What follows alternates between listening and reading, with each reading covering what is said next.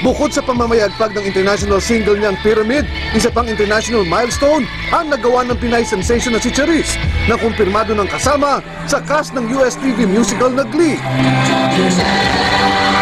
Kung dati ay chismis lang ang balita, kanina masayang ipinost sa official account ni Charis sa Twitter na nakapasa sa auditions kung saan sunod-sunod ang pagbati sa kanya mula sa iba't ibang bansa. Kinumpirma rin ang balita ng US-based manager ni Charis na si Mark Johnston. Sa susunod na season ng series, itatampok ang Pinay singing sensation bilang foreign exchange student. Katapat ang bidang babae. Si Charis din na napiling kumanta ng national anthem sa inauguration ni President-elect Noynoy Aquino sa June 30. Nasa Europe ngayon si Charis para sa kanyang shows sa London at Germany. Babalik siya sa June 29 sa bisperas ng inauguration ni Aquino.